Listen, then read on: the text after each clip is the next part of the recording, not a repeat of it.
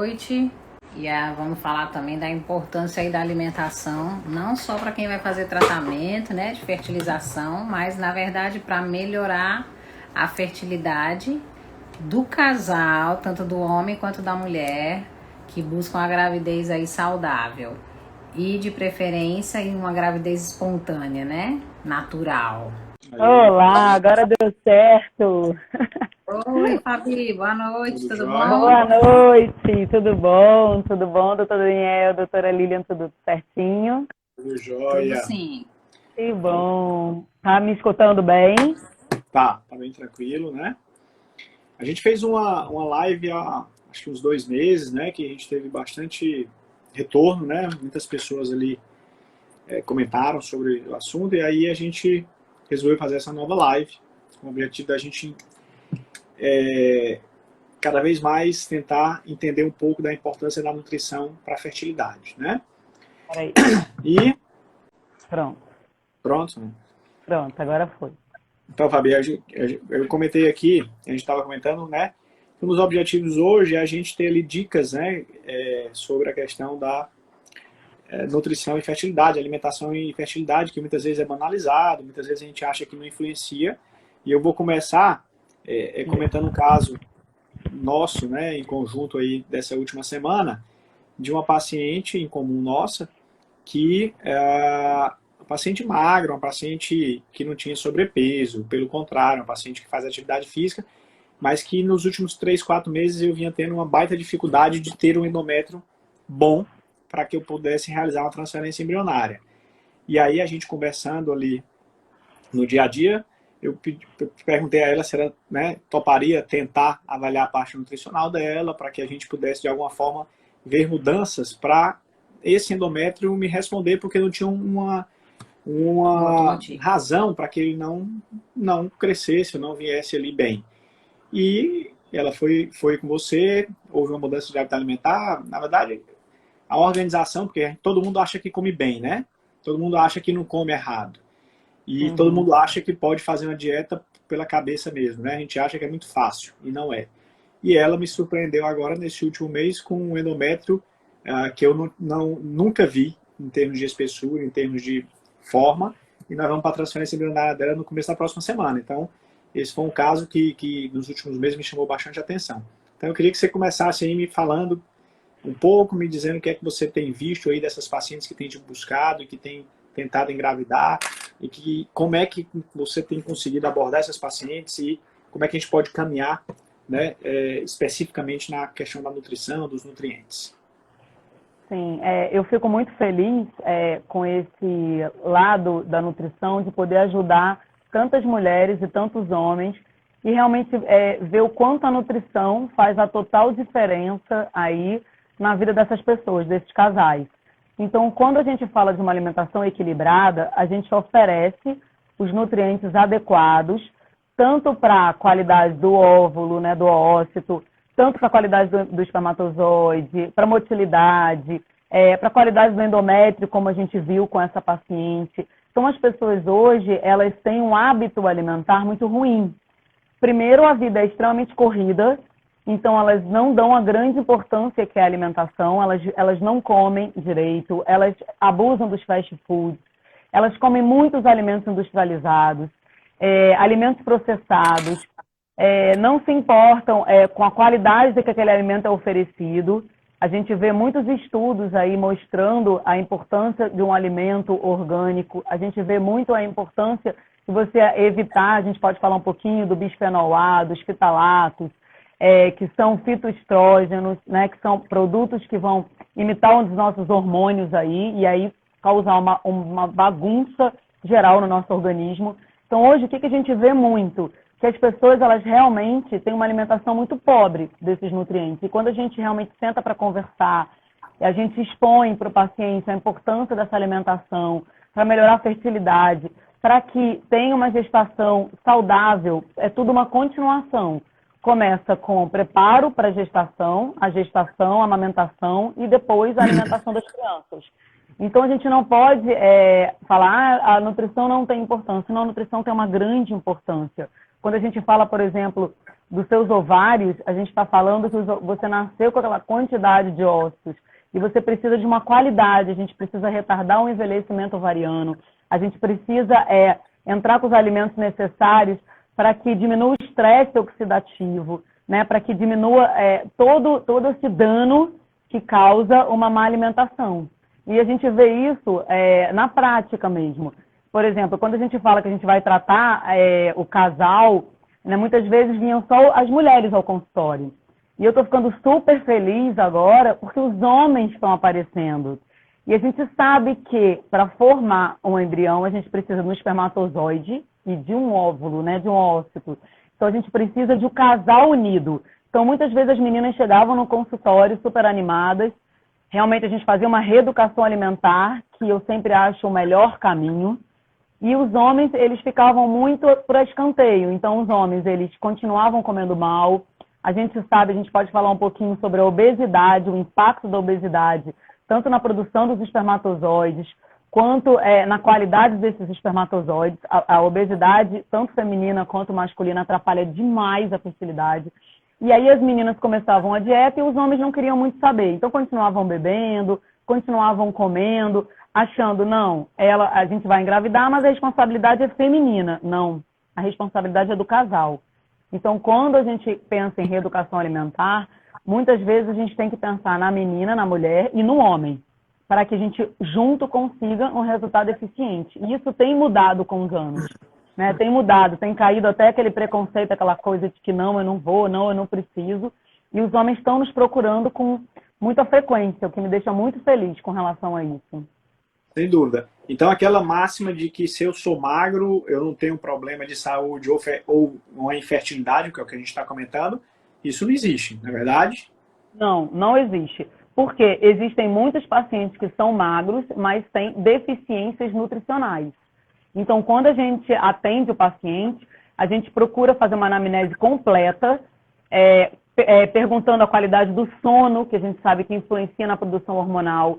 A gente pergunta como é que está aquele intestino daquela paciente. Muitas vezes é um intestino constipado, muitas vezes aquela paciente tem uma disbiose. Se o intestino não funciona bem, como é que o intestino vai absorver corretamente os nutrientes? Então já começa por aí. Então, quando a gente fala que uma paciente é magra, que a paciente vai engravidar facilmente, não é verdade. Existem aquelas pessoas que são magras e que têm essas deficiências nutricionais que vão fazer toda a diferença, tanto na qualidade do endométrio, quanto na implantação e quanto na qualidade ovariana. Então, a gente precisa realmente avaliar o paciente, independente de se ele está obeso ou se ele é magro, a gente tem que avaliar ele como um todo. Eu acho que o que você podia falar, Fabi, o que você acha que é pior, assim, que a pessoa deveria eliminar de primeiro na alimentação, que óbvio que interfere na saúde como um todo, mas que ajudasse muito na causa da fertilidade? Para mim, a alimentação mais limpa, a alimentação mais natural é o melhor caminho. E as pessoas, quando a gente fala sobre isso, Lilian, as pessoas ficam muito assustadas, achando que a nutrição é complicada, que não vai conseguir fazer. E não é verdade. E essa é uma Quando desculpa... a gente fala de... Oi? Essa é uma grande desculpa, né? É uma grande desculpa. Doutor, eu não consigo me alimentar porque eu passo o dia no trabalho, né? Que vai junto à questão da atividade física, né? Eu não tenho tempo para atividade física. É aquela questão de prioridade. Tempo é prioridade, né? A sua prioridade qual é, né? Mas eu acho que é isso que ela vai falar também, natural, porque também as pessoas pensam, ai meu Deus, eu tenho que ir lá naquela loja comprar aquele pão não sei das quantas, né? Tudo achando que tem que ser específico. E não é assim. Pois é. E eu costumo falar assim, no supermercado você encontra tudo que você precisa. Então, assim, eu tô aqui, eu sempre falo isso, eu tô para ajudar o paciente, eu não tô para complicar o paciente. Uma coisa é você não ter o hábito. Ah, Fabi, eu não tenho o hábito de comer fruta. Ok, agora falar que é difícil comer uma fruta, aí já é uma outra situação. Então, quando a gente fala desses alimentos ultraprocessados, industrializados, enlatados, você precisa tomar cuidado porque, primeiro, eu vou dar um exemplo, né? Existem os plásticos que você aquecendo ou não, passa o bisfenol A, que é uma toxina que é muito ruim para a fertilidade. Então, por exemplo, aquele extrato de tomate que você compra o ideal seria você comprar ele de vidro. Porque o plástico daquele outro tipo de extrato de tomate, um exemplo, vai passar para o seu alimento. Então, por exemplo, as pessoas falam assim, Fabi, o que você acha do leite? É sempre uma polêmica o leite. Nossa Senhora. Eu costumo falar, a gente está falando do leite natural ou a gente está falando daquele produto branco que tem numa caixa? Que não é leite, né? Que não é leite, ele é leite, tudo menos leite. Aí é o problema. O problema não é o leite em si. Essa história que o leite não vai te inflamar, é um problema, etc., eu ainda vejo, assim, uma controvérsia nessa situação. Por quê? Se você tira o leite da vaca e você pasteuriza, né, se você deixar ele em temperatura ambiente, não é possível que ele dure 3 meses. Ele vai estragar. Como é que um leite de caixa dura esse tempo todo? Porque ele só tem química. Ele tem 10% de leite aí.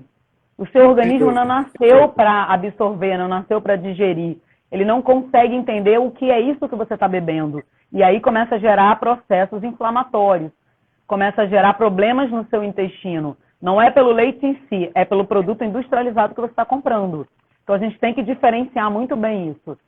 E aí quando eu falo, gente, um plano alimentar com legumes, com verduras, com frutas, que você coma, que você evite alimentos, por exemplo, ultraprocessados, aquele carboidrato refinado, sabe, tudo branco, que eu costumo falar assim, tudo que ficou branco, você perdeu muitos nutrientes nesse processo. Então, um arroz integral, ele é mais calórico do que o arroz branco. Quando a gente pensa no arroz integral, a gente pensa que ele vai ter complexo B, a gente pensa que ele vai ter fibras, a gente pensa que ele vai ter muito mais nutrientes do que um arroz branco. Quando a gente pensa num pão, a gente pensa no pão integral também por essa questão de nutrientes. Então, quanto mais branco, mais refinado, mais pobre o alimento. E hoje em dia, o que a gente vê? Uma alimentação extremamente pobre. Tanto que é engraçado quando o paciente vai ao consultório e eu começo a fazer anamnese nutricional, ele mesmo fala, nossa, doutora, eu não sabia que a minha alimentação era tão horrível. Eu falei, vem cá, cadê a cor da sua comida? É tudo preto e branco. É pão com manteiga, leite, café. Depois um biscoitinho, que ele acha que é saudável, mas é só tranqueira. Aí depois é arroz, feijão e uma proteína. Depois é uma tapioca com manteiga e café. E o jantar é a mesma coisa. Um macarrão, alguma coisa e nós esquecemos a farinha de mandioca, que aqui no Ceará você come no almoço, no jantar, no café da manhã. Sim, sim. Né? E aí quando a gente vai ver, o índice glicêmico é altíssimo. A paciente já está com uma resistência à insulina, já está com um problema, com uma glicemia alta, uma hemoglobina glicada alta, e ela às vezes fala assim, mas Fabi, eu quase não gosto de doce, eu não como doce, como é que eu tô com essa glicemia tão alta? Eu falei, porque você come batata, macarrão, farofa, arroz, pão, em quantidades muito maiores do que você deveria, e tudo isso vai virar glicose. Então não é só o doce em si, é a velocidade daquele carboidrato que existe em determinados alimentos. Então, tudo isso a gente tenta para explicar para o paciente. Nessa volta de pandemia, nessa retomada, eu tenho visto as pacientes voltando com alto índice glicêmico. Níveis basais de glicemia altíssimos, hemoglobina glicada altíssima, insulina duplicada, ou seja, a gente sabe que todo mundo passou por um momento difícil, mas descuidamos demais agora, mais ainda, da alimentação, né? Parou-se a atividade física. E aí, com 4 meses ali que todo mundo mudou o hábito, você vê que realmente o impacto é rápido. E é difícil recuperar, né? E queimaram um pouco a caloria, foi assustador. Né? Foi assustador lá no consultório. Tiveram pacientes minhas que ganharam 8 quilos, 7 quilos. Aí eu falei assim, mas como é que foi isso? Não, Fabi, porque eu estava me distraindo fazendo bolo. Aí eu falei, com tanta receita legal, o mundo inteiro resolveu aprender a fazer bolo. E aí, assim, a gente vem de um trabalho todo, isso que, assim, é óbvio que a mente, ela manda em muitas coisas, né? Eu costumo falar que as pessoas não comem só porque elas estão com fome. Elas comem porque tem todo um fator emocional por fora. E aí, por dentro, aliás. E aí, com essa pandemia, todo mundo preso, com todas as incertezas e os medos, o que sobrou? Se presentear. E aí, em vez de você se presentear fazendo uma torta de brócolis, super antioxidante, com fibras, a pessoa vai fazer bolo. E aí as pessoas voltaram super inflamadas, com a glicemia toda alterada, com colesterol alto. Foi assim, um terror. Eu voltei a trabalhar em junho, logo que o Camilo liberou.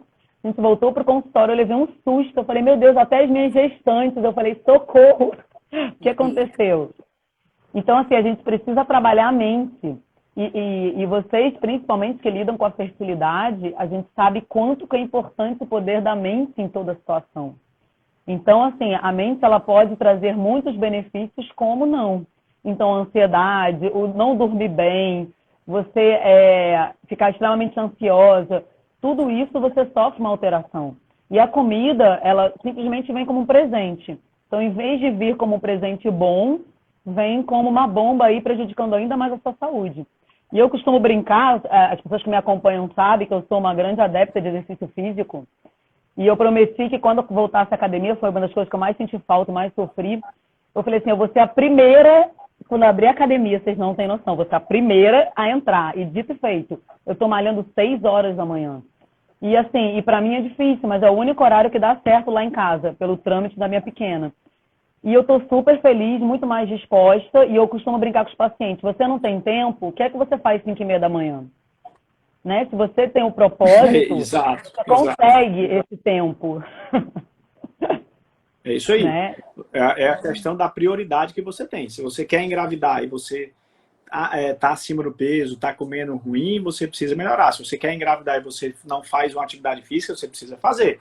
Porque é o que eu costumo dizer, se você melhora hábito de alimentação, hábito diário, isso pode fazer você engravidar sem precisar de uma técnica de medicina reprodutiva. A gente tem dados que mostram ali que 50%, 60% dos casais que não têm um bom hábito de vida, que estão ali acima do peso, que são sedentários, quando eles mudam esse hábito de vida, a gente consegue chegar numa gravidez espontânea, natural, sem precisar usar estimulantes ou sem precisar usar uma fertilização in vitro.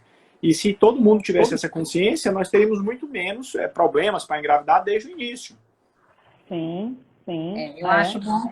Eu acho bom comentar aqui, ó. Inayara tá de parabéns, viu? Se eu tivesse seguido tu, Inayara, tá dizendo que é paciente nossa que manteve a sua dieta, Fabi, perdeu 10 quilos na quarentena. Tá Olha aí que ansiosa. linda.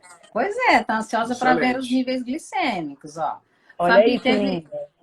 teve uma pessoa que perguntou aqui sobre o leite em pó, se era ruim, e outra que perguntou sobre o arroz 7 grãos. Então, Antes de assim, você responder, eu queria que você me falasse um pouco sobre o que a gente conversou, sobre a influência dos micronutrientes, né, dos metais, de tudo que se fala aí dos antioxidantes aí na reserva de ovos, espermatozoides. Às vezes a gente come um peixe que a gente acha que está fazendo a melhor dieta do mundo e o peixe vem com mercúrio. Como é que estão os estudos hoje sobre essa alimentação falsa, essa contaminação, né? É porque assim, a gente tem visto muitos estudos mostrando quanto que é negativo a influência de metais pesados. Principalmente estudos feitos avaliando o mercúrio, que é esse metal pesado. E o que ele faz? Realmente ele prejudica, ele faz a apoptose dos espermatozoides, né? E com relação às meninas, eles também prejudicam a qualidade ovariana. Então, assim, quando a gente fala dos metais pesados, os peixes, a gente precisa tomar muito cuidado com eles. É claro que é um alimento saudável, porém, quanto maior o peixe, maior concentração de mercúrio. Então, o ideal seria você comprar aqueles peixes pequenos, a sardinha, como é que é o nome daquele peixe? Esqueci. Os pescados, todos aqueles peixes menorzinhos, a própria tilápia. A tilápia é um peixe pequeno. Quanto menor o peixe, menor concentração de mercúrio. Então, quando a gente fala do mercúrio, realmente ele é um metal pesado e ele vai trazer danos, sim, principalmente.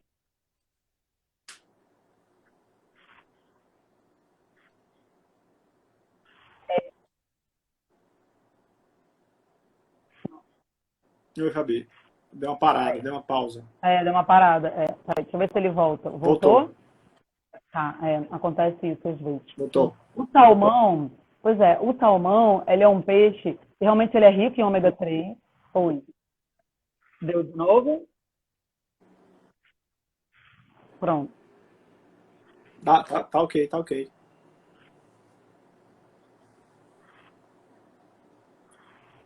Tá, deu certo? Como é que tá agora? Vou Sim. tentar vir aqui para perto. Então, assim, tá ok? Então, o salmão, ele é um peixe que ele recebe, no caso, nossa, não sei o que está acontecendo, ele está duplicando, sabe? Deixa eu ver se eu consigo. Mas pra gente tá bom, Para vocês, tá bom? tá?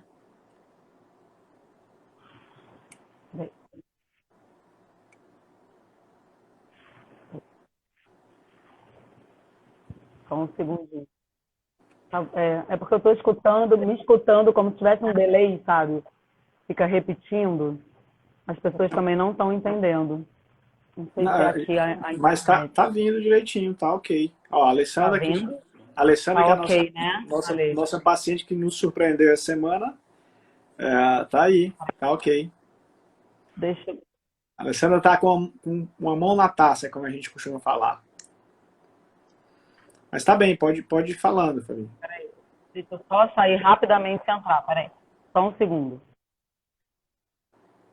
É porque ela vai ficar escutando ela e acho que ela fica E irritada. eu vi aqui, enquanto ela volta, gente, uma pergunta aqui, deixa eu ver se ela tá voltando.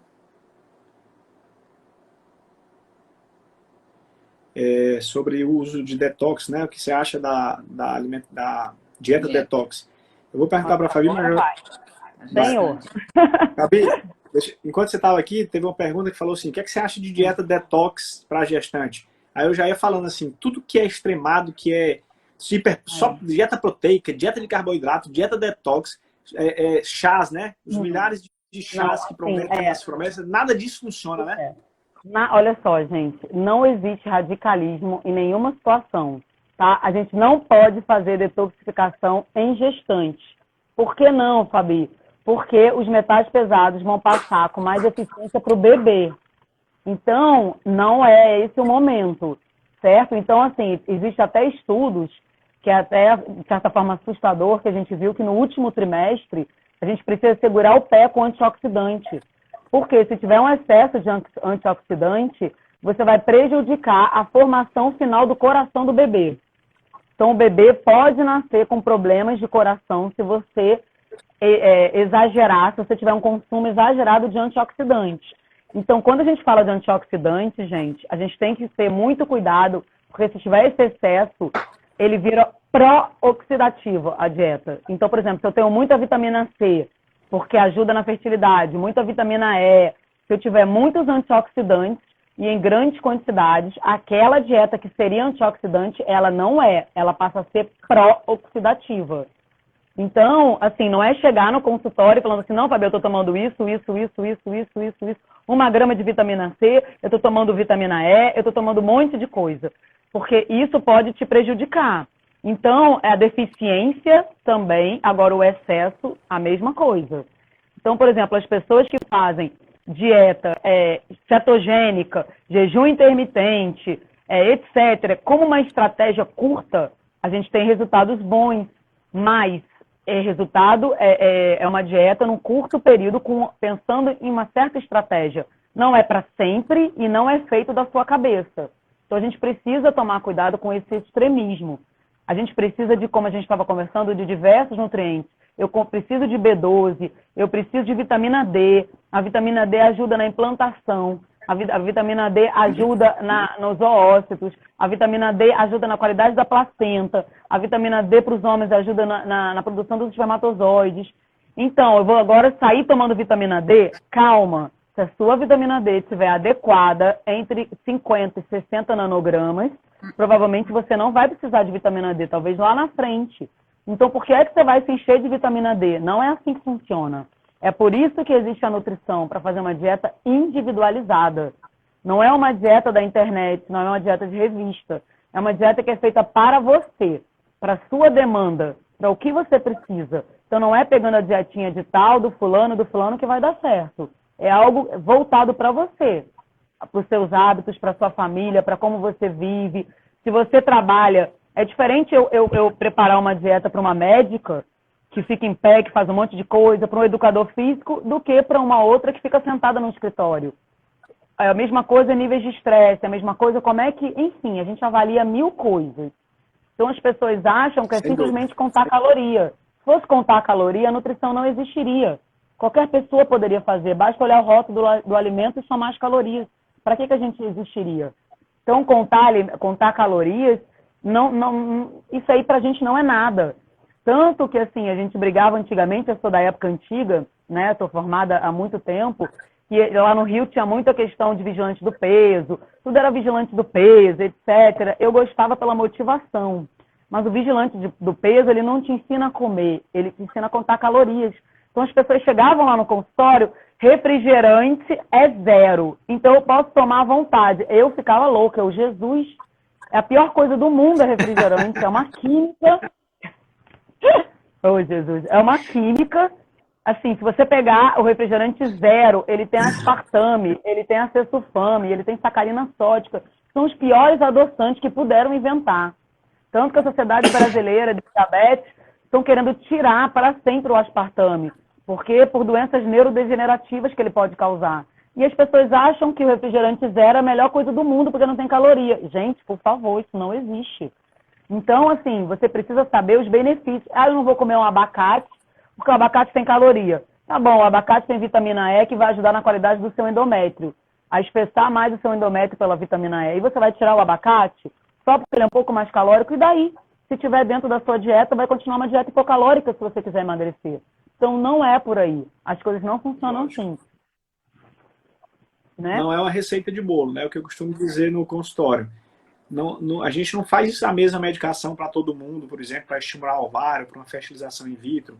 Nem sempre o preparo endometrial é o mesmo para você, que é para outra pessoa foi, né? Ou seja, a gente tem que ter um cuidado com isso, porque é a individualização, né, da nutrição, a individualização da medicina que vai fazer a diferença maior para essa paciente, sem dúvida nenhuma, né? Tem uma pergunta aqui da Fabiana falando sobre café, e a gente escuta muito isso. Hoje eu tive um casal que falou, mas ele está bebendo muito café.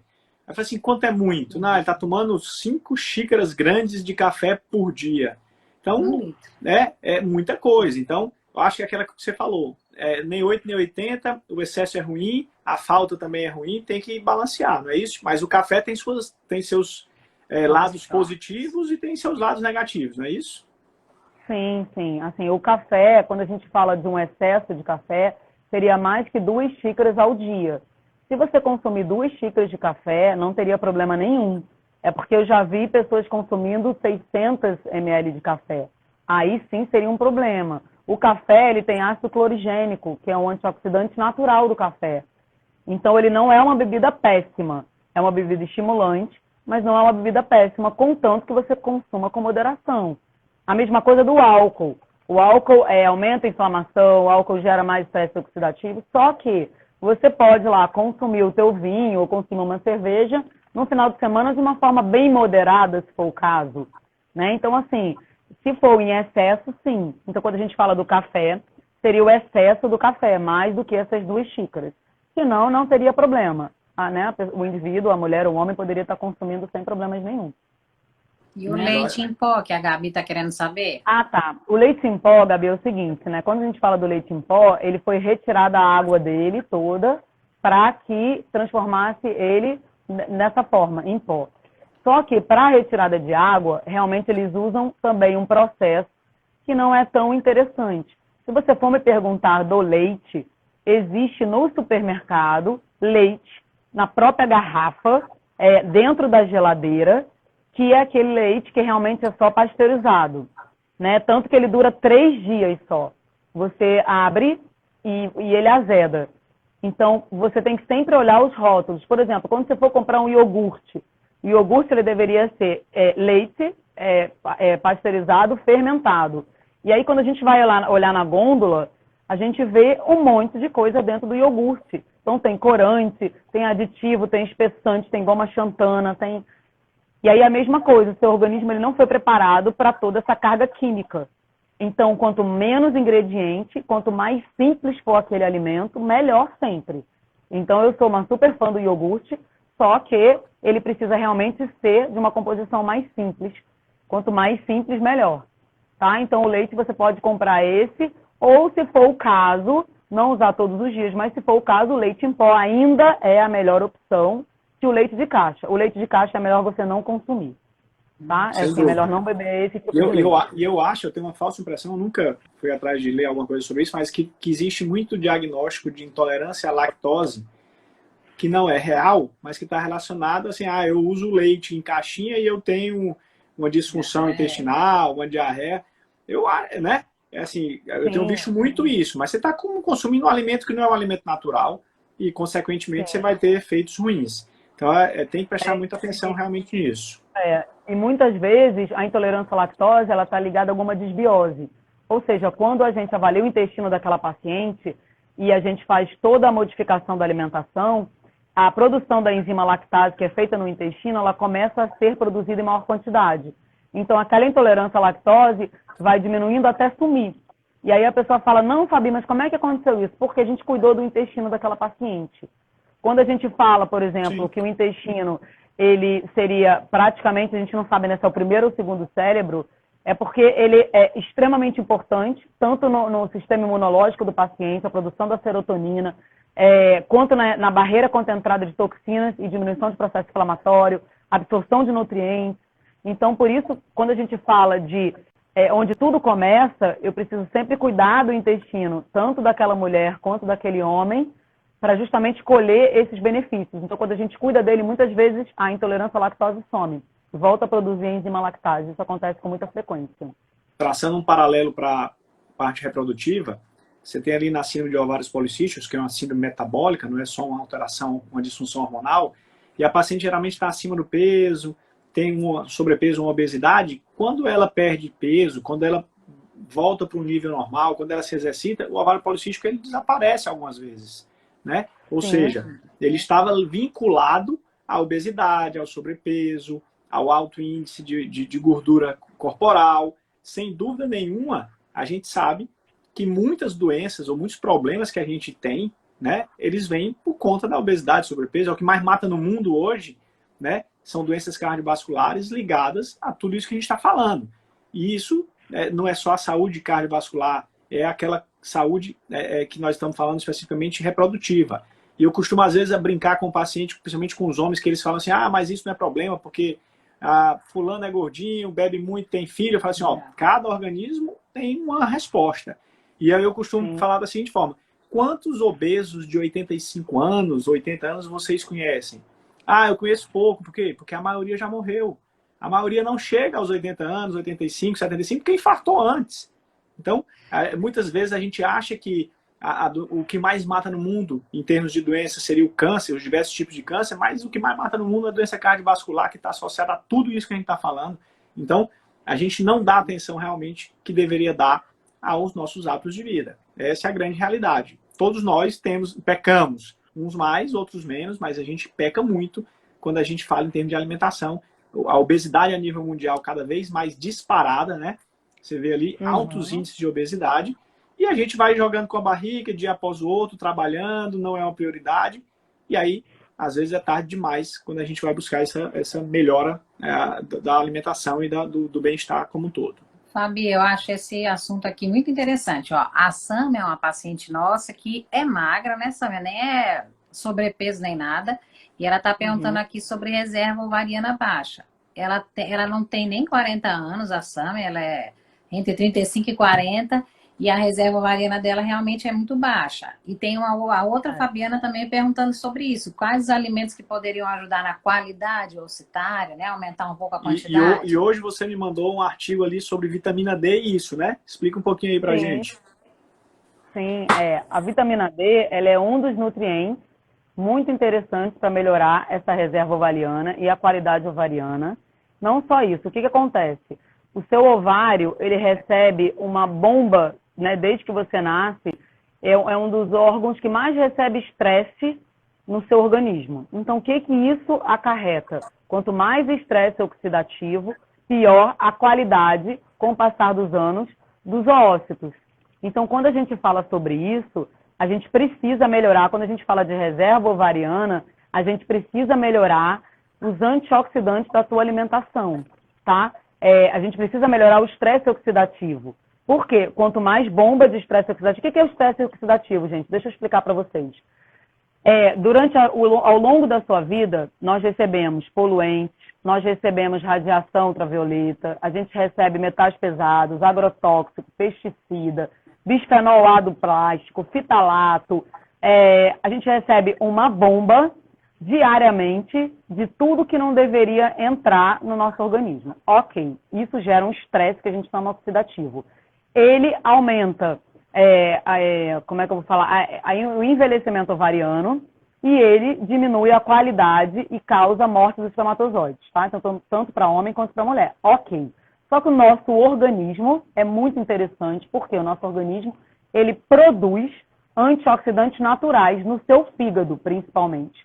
São enzimas chamadas de glutationa peroxidase, sódio, catalase, que são enzimas que fazem essa proteção contra esses radicais livres, contra todos esses danos que causam no nosso organismo.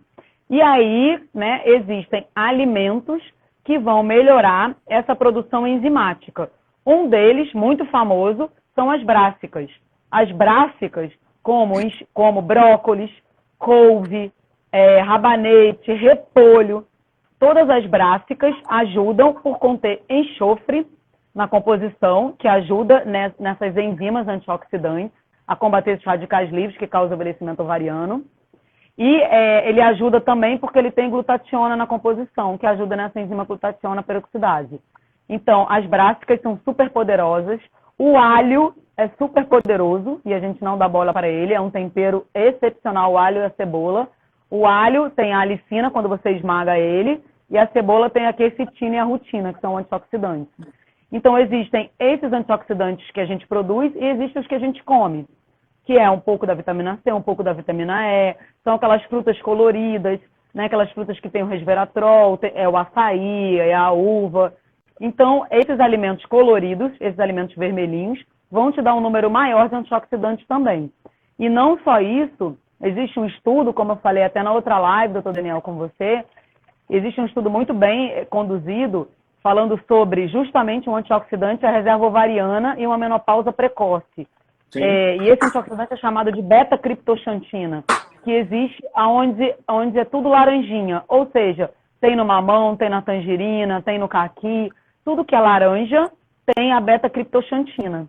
E aí, esses antioxidantes que a gente consome vai fazer uma proteção a esses ossos, ao teu ovário, melhorando aí toda essa reserva ovariana. Então, por isso a importância, gente, quando a gente fala da alimentação, se você não seguir dietas radicais, dieta de frango com batata doce, dietas pobres, porque como é que você vai atingir esses antioxidantes, esses nutrientes, se você não come?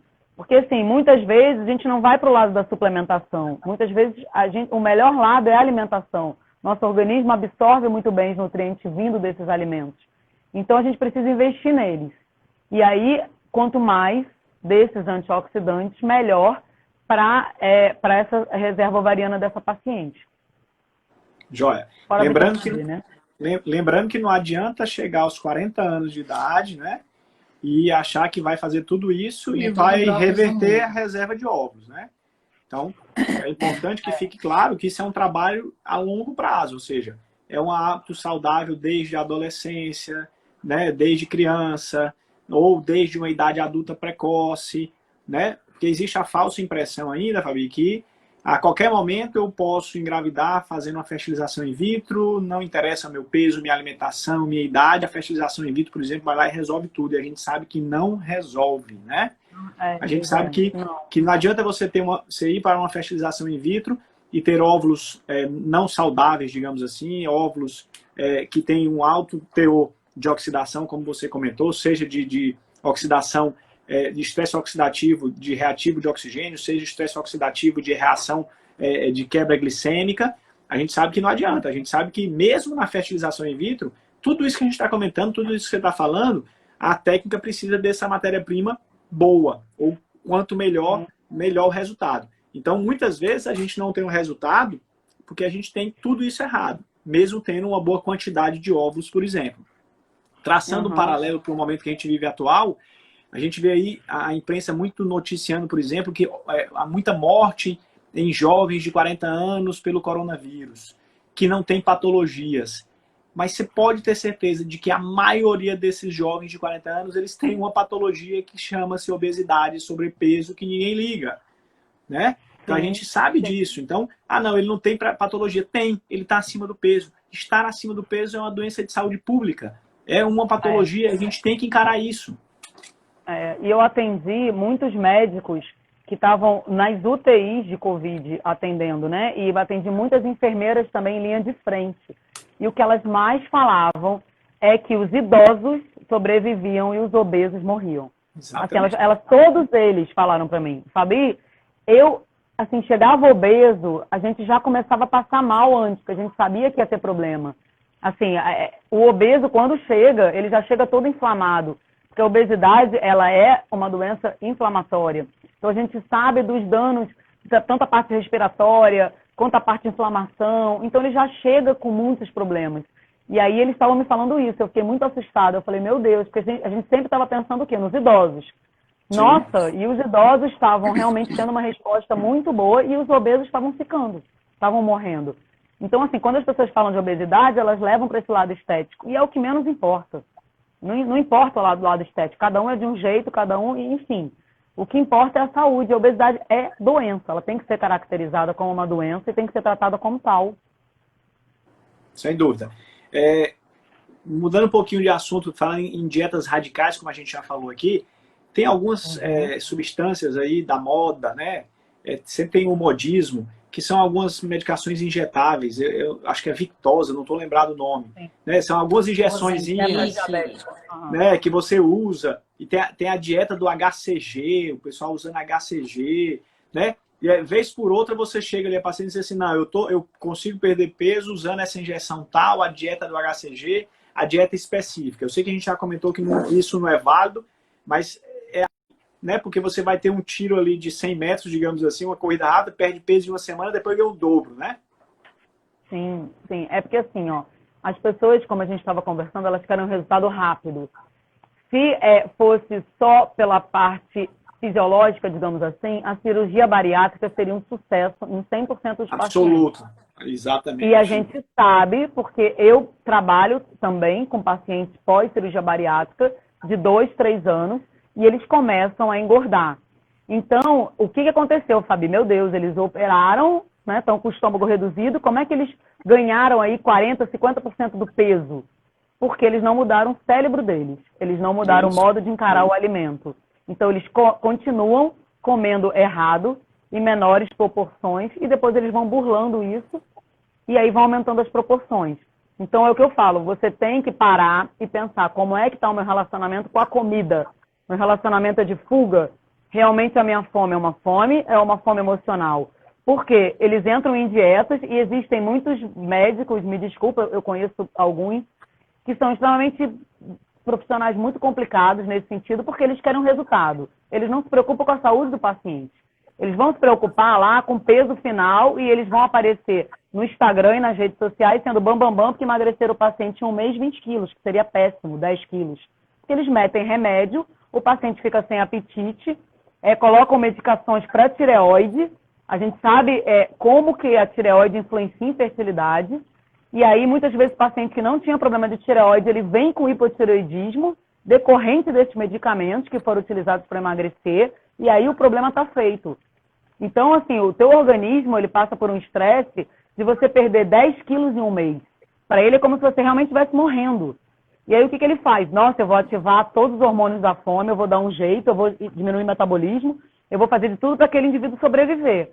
E aí o que ele faz? Quando você começa a abrir um pouco a dieta, porque ninguém aguenta ficar numa dieta radical por mais de 2 meses, ou enfim, você começa a engordar tudo de novo, tudo de novo, tudo de novo. E aí começa a comer carboidrato, começa a gerar aquela compulsão ainda maior por carboidrato, aquela bola de neve. E aí quando você vê, você começou uma dieta com 90 quilos, e depois emagreceu e depois voltou com 120. E muitas vezes com problemas de saúde. Porque, assim, medicamento, ele foi feito, o Victosa, outro, ele foi feito por uma patologia específica. E as pessoas usam para emagrecer. Ah, nós vamos tomar sibutramina. A sibutramina é proibida em vários países pelos efeitos que ela traz. Mas no Brasil, oba-oba é liberado. E aí você tem todos esses problemas depois. Então, assim, o mais fácil é o quê? Tomar um medicamento, não fazer nada né? E aí eu consigo emagrecer. Mas você não mudou o seu hábito, você não mudou a sua mente, você não fez exercício físico, ou seja, você não cuidou do seu organismo internamente. Né? O que a gente pensa sempre, né? A consequência física é o que a gente fez internamente com aquele paciente. Então, se aquela pessoa tem mais massa muscular, se aquela pessoa emagreceu, se aquela pessoa está bem, mais disposta, porque muitas vezes o paciente ele vem assim, Fabi, eu estou morto, eu não consigo, eu não tenho disposição, eu vivo cansado, isso me atrapalha, eu não tenho concentração, eu não tenho memória. Quando a gente vai ver, ele está com a B12 lá embaixo, a B12 é um nutriente importantíssimo para o sistema nervoso central, ele está todo inflamado, a vitamina D está baixa, e aí a gente faz toda uma movimentação, toda uma melhora, e o paciente fala, Fabi, nossa, em um mês eu voltei outra pessoa. Porque a gente começou a cuidar do interno dele. Então, assim, a parte, todo o organismo dele, quando a gente trata, a gente vê a parte externa sendo melhorada. Então, assim, a gente vê celulite, a gente vê unha, a gente vê queda de cabelo aí para as mulheres. Só que, não, assim, a gente faz a nutrição para que a pessoa fique melhor e mais feliz. E as pessoas querem esse resultado imediato. Complicado. Sem dúvida. Até alguém estava até falando aqui, Fabiana, no começo, sobre açúcar, que o povo usa açúcar mascavo, açúcar não sei das quantas. Existe isso aí de açúcar ser melhor que outro açúcar? Ou açúcar... eu acho que a Fabi vai cair. Pois é. Gente, assim, ó. Açúcar é açúcar, certo? Ou açúcar nunca é bom, sempre aumenta a insulina demais, como é? Então, olha só, gente, açúcar é açúcar, ok? Açúcar mascavo é açúcar, açúcar demerara é açúcar, açúcar lá do mel caro, enfim, mel caro, mel de abelha, tudo isso é açúcar, certo? Então, assim, porque nem, por exemplo, chega paciente minha que está aqui assistindo a live, que eu não vou falar o nome dela, Fabi, comprei um bolo funcional. Troquei o óleo tal pelo óleo de coco, troquei a farinha não sei o que pelo não sei o que. É um pouco melhor, sim. Porém, ele tem muitas calorias. Então, você tirar um açúcar refinado e colocar um açúcar demerara, o açúcar demerara ele é um pouco mais rico em nutrientes como o açúcar mascavo. Mas ele é açúcar. Então, as pessoas precisam parar de se enganar.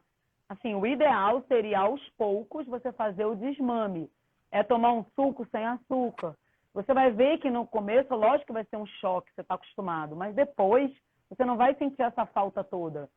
Então, assim, é você aos pouquinhos e treinando o seu paladar para o azedo, para o amargo, para esse tipo de alimento. E não que nem as pessoas fazem hoje em dia. Não é café com açúcar, é açúcar com café.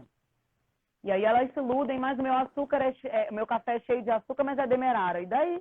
É açúcar do mesmo jeito. A sua insulina vai elevar e a sua glicemia vai elevar do mesmo jeito. É isso aí. E quando a gente fala de açúcar, que muitas pessoas banalizam, né? Você tem, por exemplo, em termos de saúde fértil, a gente tem malformação embrionária ligada ao excesso de açúcar no início da gravidez. Então, assim, não, se eu tiver diabetes na gravidez, eu vou lá e controlo. Você vai pôr em risco a saúde fetal por um nível aumentado de açúcar. Então, tem que ter muito cuidado com tudo isso, né? O outro ponto aí da questão da pandemia, que a gente teve, o Brasil teve o maior número de óbitos em mulheres grávidas em final de gestação, né? E quando você olha para isso, com certeza 70% eram mulheres negras, ou seja, as pessoas que têm menos acesso à saúde, menos acesso a um pré-natal, a uma nutrição adequada, né? E com certeza essas mulheres são as mulheres que têm mais hipertensão na gravidez, mais diabetes na gravidez, mais obesidade, ganharam mais peso na gravidez. Então, isso tem que ficar muito claro. Né? Isso, tem que ficar claro que o fator de risco muitas vezes não é a gravidez ou não é a idade, como a gente comentou aqui, por exemplo, especificamente por causa do coronavírus, mas sim a patologia obesidade, a patologia descontrole em termos de alimentação. Então, sem dúvida nenhuma, acho que está muito claro que ela impacta na nossa saúde como um todo, impacta em desromper ali a questão de saúde fértil para homens e mulheres. Não é isso? Isso mesmo. E assim, né, uma briga minha e do Daniel aqui, porque quando eu vou comer um docinho, que eu como pouco, viu, gente, doce, mas quando eu vou comer um docinho, que ele fala, vai comer doce, aí eu falo, você não para de tomar cervejinha, para os espermatozoides e para os ovários aí, o que é pior, o álcool ou o docinho? Eita, meu Deus do céu, você me botou agora em meus Jesus maus lençóis. Os dois, Assim, né? os dois são horríveis. Então, assim, é claro que isso que eu estava explicando. Um docinho não seria tanto problema de vez em quando. E uma cerveja no final de semana, 3, 4 long necks, ok. O que não Acho que dá é é o excesso importante do doce. quantificar a bebida alcoólica, né? Porque o Sim, pessoal pensa, eu bebo socialmente e fica embriagado todo sábado e domingo, né? Eu acho que isso é importante. sim, sim, pois é. Assim, às vezes as pessoas elas bebem 2 dias, mas os 2 dias serviram para a semana inteira. Então a Exatamente. gente tem que trabalhar com a quantidade também. É A aquela gente tem que refeição do, trabalhar com. é aquela refeição do final de semana, né? Eu como bem até É, sexta-feira, meio-dia. Depois eu só volto a é, comer bem na segunda-feira de manhã. E aí eu faço sim. uma refeição na sexta à noite, 2 no sábado, 2 no domingo pesado. Então o que eu perdi de segunda a quinta foi embora. É verdade, é verdade. Tá certíssimo. E aí a qualidade de É vida, isso? ela faz parte de um todo, né? A gente sempre fala isso, que é cuidar do sono daquela paciente, porque existe uma produção hormonal quando você dorme, é cuidar do estresse daquela paciente, de certa forma. Então, assim, eu sempre falo, busque coisas que te deixam mais felizes. Vamos melhorar essa serotonina aí, vamos ficar mais felizes, vamos ficar mais disposto. É melhorar, por exemplo, o quadro bioquímico dela, né? Melhorar os exames de sangue de toda daquela paciente, tanto homem quanto mulher. É ver realmente se ela precisa de uma suplementação ou não. Né? Muitas pessoas já chegam para nós tomando polivitamínico e eu fico com receio que o polivitamínico, às vezes, tem muito de um nutriente e pouco de E outro. pouco de outros. Isso. Então, assim, será que você precisa daquele polivitamínico? Será que você Sim, precisa de todos aqueles nutrientes? O Mega Man, normalmente a gente usava o Mega Man para o pessoal que fazia até o Iron, né? é Então, isso. assim, a gente fica com certo receio, porque como o polivitamínico ele diz, ele suplementa qualquer pessoa. E aí, por exemplo, de repente você precisa de um pouquinho mais de zinco, e num polivitamínico, o normal, aquele bem tradicional, tem 7 miligramas de zinco. E você, de repente, precisa de 30 miligramas de zinco. Né? Muitas vezes vem uma vitamina a mais do que você não deveria. Então, é muito complicado as pessoas acharem que suplementar vitamina e tomar polivitamínico, eu vou ser a mais saudável do mundo em detrimento de uma alimentação mais saudável. Então, muitas É isso. vezes as vitaminas vêm para preencher um buraco que você poderia praticamente comer melhor. E aí daria tudo certo, né? Então, a suplementação é muito individualizada. Né? A gente Então, fala muito aí pergunta de coenzima Q10 e coenzima outras, enfim, Q10, DEA, né? né? Toda É, a gente fala, essa adição que tem que ser vista com muito cuidado, né? sim, sim, Hoje, por exemplo, uma paciente minha foi lá, não, porque eu estou usando a coenzima Q10, mas um frasco custa R$ 400, eu preciso mesmo ficar usando isso.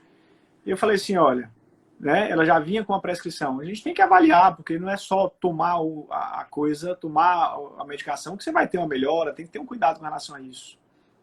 sim, sim. Assim, a coenzima Q10, realmente existem muitos estudos ligando a coenzima Q10 à fertilidade. E existe a coenzima Q10 ligada à qualidade do espermatozoide, que o espermatozoide ele tem a função mitocondrial aí, precisa ser muito bem vista, porque ele precisa de motilidade para chegar até o óvulo e fecundar. E aí, quando a gente fala de motilidade, a gente fala de mitocôndria, que tem no espermatozoide, e um Sim, nutriente mitocondrial muito interessante é a coenzima Q10. Então, por isso que a gente tem que avaliar, que nem você falou, o indivíduo mesmo. Quando é um tratamento, muitas vezes a curto prazo, 2 meses, a gente consegue colocar uma coenzima Q10 aí para ter um efeito melhor. Agora, será que precisa essa coenzima Q10 para sempre? A gente sabe que a coenzima Q10 cai a produção, nós produzimos coenzima Q10, nós todos. é isso, Só que é a gente isso. sabe que com 35 anos existe uma queda da coenzima Q10. Então, agora, meninas que querem engravidar de 28 anos, será que precisa da coenzima Q10? Eu tenho um receio Exato. aí também com relação a isso. Então, tudo tem que ser avaliado. Lógico. Para a última pergunta que a gente tem, 1 minuto e 45. Perguntaram aqui sobre Oh, adoçantes. Então é tá melhor bom. trocar. Qualquer adoçante serve, né? Melhor do que açúcar? Não, ai, socorro. Não, olha Não, só. pelo amor de Deus. Não, assim, ó, Eu compro mais existem barato. sim, existem assim, adoçantes melhores, né? Existe agora a stevia, já está melhorando o sabor um pouquinho para quem acha amargo. Tem a stevia, o xilitol, que são adoçantes mais recomendados, mais puros, mais limpos, digamos assim. A sucralose, eu não acho a pior coisa do mundo, tá? Assim, mas tem a ver com microbiota intestinal, com desbiose, mas você vai tomar aí 4 gotas, 5 gotas da sucralose. Então, a sucralose eu não acho um adoçante ruim. Agora, se você lê aspartame, acesulfame, sacarina sódica, ciclamato de sódio, foge. Esses são os piores. Tá? O ideal é você ir para um açúcar mesmo. A menos que você seja diabético, aí é um problema. Mas se não, não compre. Esses são os piores 4 adoçantes que existem no mercado. Joia. Fabi, foi ótimo. Nós estamos acabando o tempo aqui, mas acho que live pode ser semanal com a Fabi, né? Porque acho que eu tô sempre a gente vai aprender alguma muita informação, coisa. muita informação mesmo. Vamos tentar fazer pelo menos uma vez por mês, porque eu acho que é muito importante essa questão da nutrição. A gente tem encarado isso aí como um desafio para a gente, né? Um desafio para você e um desafio para os pacientes, tá bom? Muito obrigado. Um grande abraço. Obrigada, Fabi. Muito obrigada. Muito obrigada. Muito obrigada pelo Fabi, convite. e em breve eu serei seu paciente. Eu preciso ir lá. Depois dessa pandemia também, Oba, preciso ir. Tá precisando. Tá bom? É muita cervejinha. Um abraço. É isso aí. Vamos Boa noite, abração, gente. tudo de bom. Obrigada, gente. Tchau, tchau. Obrigada.